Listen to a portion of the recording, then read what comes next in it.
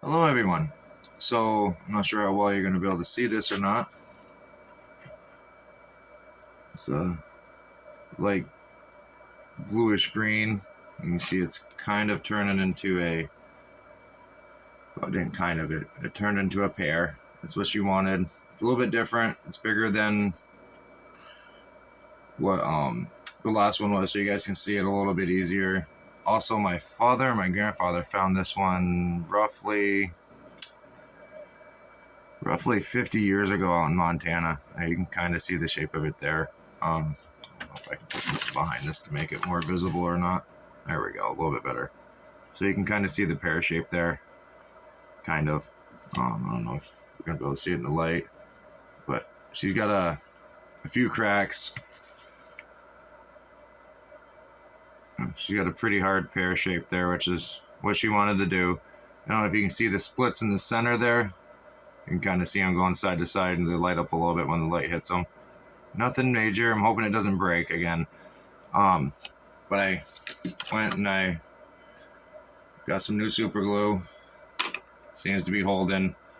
So next video will be probably I wanted to cut the table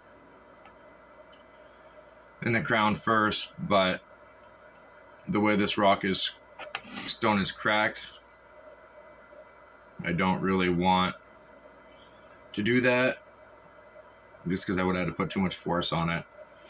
And we'll see how it goes, but she's on there better. Yes, she is a little bit misplaced, but that's because she's going to be a pear, and when you do a pear, your point isn't center on the stone. It's set back towards the thicker part a little bit. So I don't know if you can see that or not, but either way, this back part of the stone is going to be my point, and for my pavilion and my remember what it's called now. But the very point of the pavilion, I've lost it. But either way, so we're gonna do that, see how it goes. You can see a little bit of the light shining through. You can see the crack right there, definitely. That's gonna bug me because I don't remember what it's called now. I'll have to mention that next video if I remember. But either way, this is where I'm at. It's staying on there. It's roughly where I want it. Like again, I said this the tip is out further than the deeper part of the back, just because in these you don't want it perfectly centered for your pavilion. Culet. There we go. Culet is the word I'm looking for. It would be the very, very point of your pavilion. So we'll see. For the most part, it's preformed. It's not great, but it's there.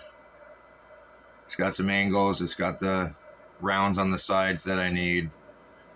So when you're doing a pear, you don't want to flatten out your sides, because you want to be able to come around and make your shape on the sides a little bit rounded.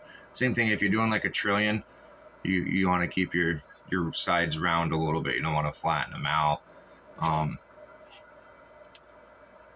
have actually not ever cut on a diagram or from a diagram. Everything I do is preform so far like this. I mean, that's not horrible shape. I mean, you can see here it's a little bit miscued, but when I go through and I start cutting my angles and putting the degrees and angles in, then that should come back to somewhat normal, even, I guess I can say normal. What's normal anymore? What's on the shit? Sorry. Sworn again. But I'll make that the video for today. Keep it under 5 minutes. Nothing special to show other than it's a new stone. One that my father and grandfather found a long time ago. So it's kind of close to me. That's why I'm hoping it doesn't break. I'm not going to do a whole lot to it because I don't want it to force it to break. I really want to put this into a necklace. So thank you for watching. Enjoy the day.